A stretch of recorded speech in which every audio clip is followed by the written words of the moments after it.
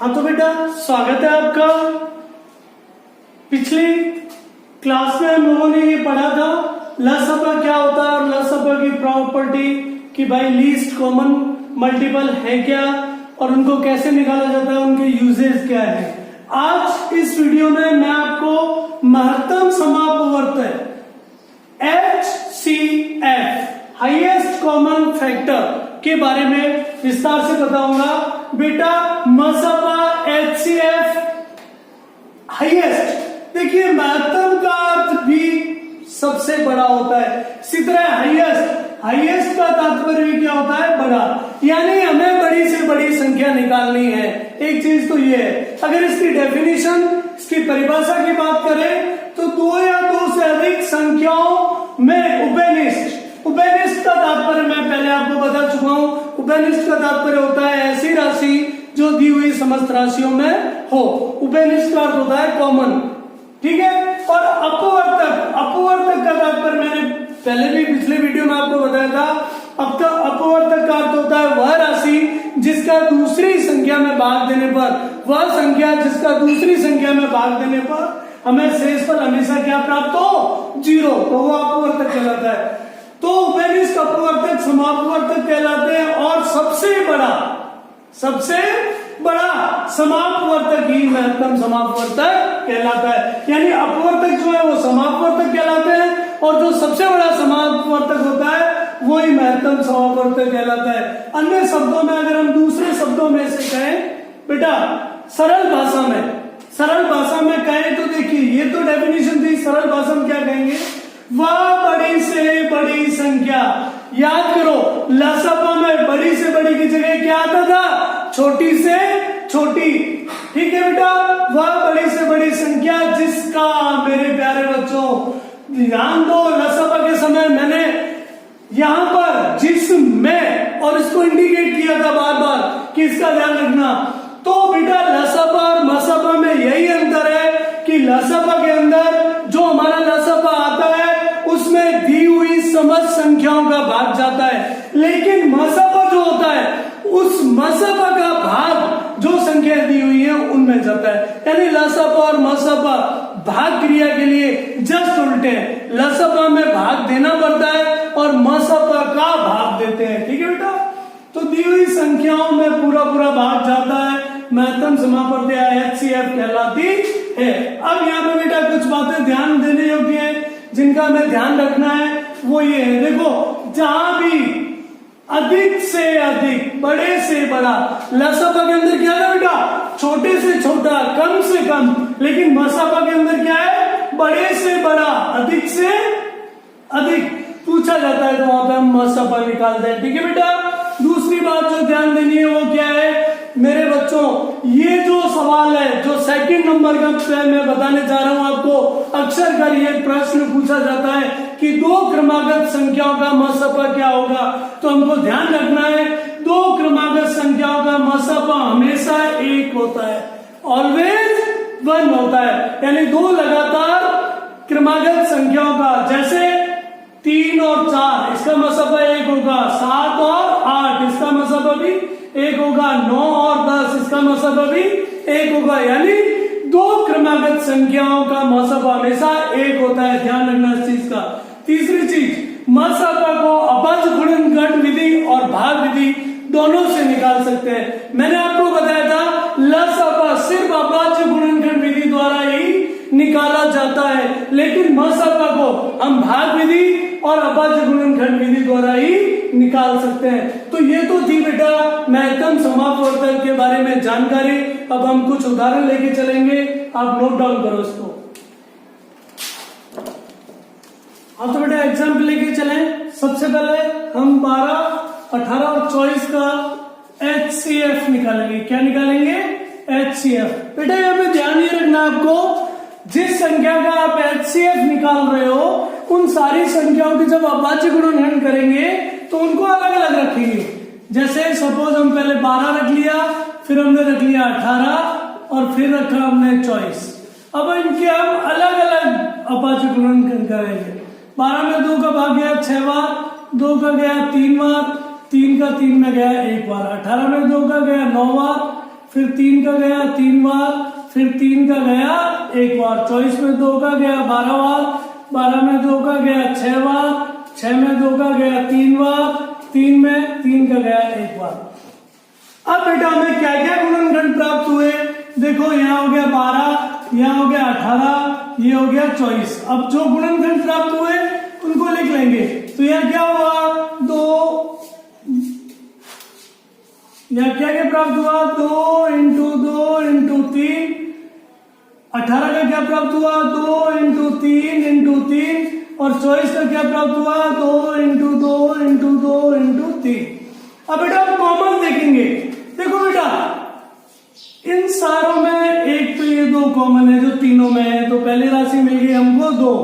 दूसरी देखो 3, एक इसमें भी है और इसमें भी है और इसमें भी है, यानी हमको गुणनखंड करके फिर कॉमन निकाल ले, तो 3 कॉमन है, तो एक मिल गया हमको 3। इन दोनों का जब आपस में गुणा करेंगे तो आंसर आएगा 6, और ये होगा हमारा HCF, यानी 6 वह बड़ी से बड़ी संख्या होगी जिसका भाग 12 में भी जाएगा, 18 में भी जाएगा और 24 में भी जाएगा। ठीक है बेटा, चलो नोट डाउन करो इस एग्जाम्पल को।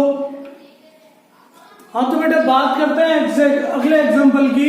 किसी रस्सी की बड़ी से बड़ी, देखो बेटा बड़ी से बड़ी आ गई, यानी जहां बड़ी से बड़ी आएगी वहां अपन को HCF निकालना है, और छोटी से छोटी आएगी वहां LCM निकालना है। लंबाई ज्ञात करो जिससे 42, 49 और 84 मीटर की दूरियों को बराबर नापा जा सके। करना हमको वही है, इन सारों के अभाज्य गुणनखंड करने हैं। बेटा हल करते हैं, आंसर देखिए।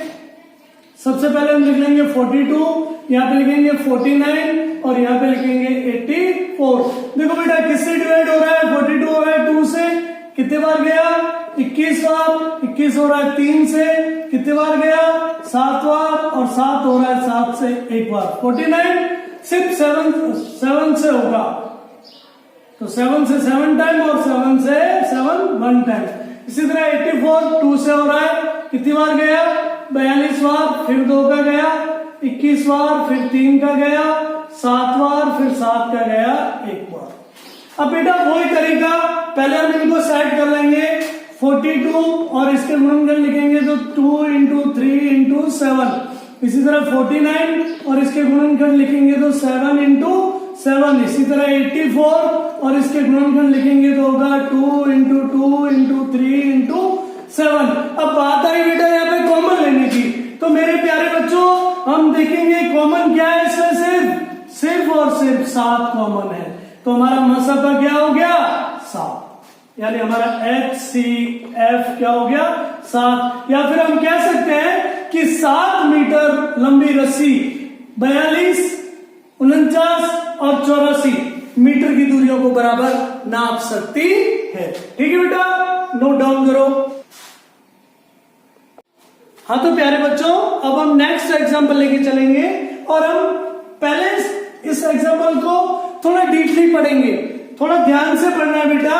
वह बड़ी से बड़ी संख्या ज्ञात करो जिसका भाग 87, 67, 131 में देने पर शेषफल रिमाइंडर क्रमशः 3, 4, 5 आए, यानी 87, 67 और 131 में किस संख्या का भाग दे कि प्रत्येक 87 का शेषफल 3 होना चाहिए, 67 का शेषफल 4 होना चाहिए और 131 का शेषफल 5 होना चाहिए, यानी जो भी रिमेनिंग बचे वो 3, 4, 5 हो क्रमशः। बेटा सबसे पहला काम इसमें करेंगे, जो हमारा रिमेनिंग बच रहा है 3, 4, 5 उसको हमारी जो मूल संख्या उनमें से घटा के नई संख्या प्राप्त करेंगे। तो कैसे करेंगे बेटा, 87 माइनस करेंगे, क्या 87 भाग देने पे 3 बचता है तो 3 माइनस कर देंगे। नेक्स्ट हमारी 67 और इसमें भाग देने पे क्या बचता है 4, तो 4 को माइनस कर देंगे। नेक्स्ट हमारी 131 और इसमें भाग देने पर क्या बचेगा 5, तो 5 को माइनस कर देंगे। ठीक है बेटा, अब देखिए हमारे पास क्या आंसर आ रहा है, हमारे पास आंसर आ रहा है अगर 3 गया तो क्या बचा यहाँ पे 84, अगर 4 गया तो क्या बचा 63, और 5 गया तो बचा 126।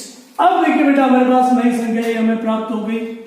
अब नई संख्या प्राप्त होगी तो अब हम क्या करेंगे, इन नई संख्याओं का मसपा निकालेंगे। चलो पहले हम लिख लेते हैं 84, ठीक है, इसके बाद 63 और नेक्स्ट है हमारा वो 126। प्रत्येक का मसपा निकालेंगे, एचसीएफ निकालेंगे। 2 से डिवाइड हुआ, 2 से कितने टाइम हुआ 42 बार, फिर 2 का गया कितनी बार गया 21, फिर 3 का गया कितनी बार गया 7 बार, फिर 7 का गया कितनी बार गया 1। इसी तरह 63 में 3 का गया कितनी बार गया 21, फिर 3 का गया कितनी बार गया 7, फिर 7 का कितनी बार गया बेटा 1, फिर 26 में 126 में 2 का गया कितनी बार गया 64 बार, सॉरी 63 बार, फिर 63 में यहाँ पे 63 में 2 का जा नहीं रहा तो 3 का देंगे, 3 का दिया तो 21, फिर 3 का दिया तो 7 और फिर 7 का दिया तो लास्ट में बच गया 1। ठीक है बेटा, अब देखिए अब हम इनको वापस वही क्रम से जमाएंगे, तो क्रम से जमा लो 84, 63 और 126 इक्वल्स टू, अब इनके फैक्टर लिख देंगे तो इसका है 2 इंटू 2 इंटू 3 इंटू 7, इसका है 3 इंटू 3 इंटू 7 और इसका है 2 इंटू 3 इंटू 3 इंटू 7। अब बेटा भाई है कॉमन लेने की, देखिए 2 इनमें है और इसमें है लेकिन बीच वाले में 2 नहीं है तो 2 हम कॉमन नहीं लेंगे। 3 इसमें भी है, इसमें भी है और इसमें भी है तो पहला कॉमन आ गया 3। सेकंड 7 इसमें भी है, इसमें भी है और इसमें भी है तो दूसरा कॉमन आ गया 7 और जब इनको मल्टीप्लाई किया तो आया 21 और यही है हमारा HCF। और जब 21 से हम 87, 67 और 131 को डिवाइड करेंगे तो हमें क्रमशः यह संख्या प्राप्त होगी, शेषफल ये बचेगा। आया बेटे समझ में? चलो नोट डाउन करो, ये था बेटा मसपा या HCF। अब लसपा क्वेश्चन ये पुटअप होता है कि लसपा और मसपा में क्या संबंध है या इनकी विशेषताएं। तो नेक्स्ट वीडियो में मैं आपको लसपा और मसपा में आपस में क्या संबंध है, उनकी क्या विशेषताएं है और नेक्स्ट जो भी एग्जाम्पल है वो हम करेंगे। ठीक है बेटा, तब तक के लिए गुड बाय, टेक केयर।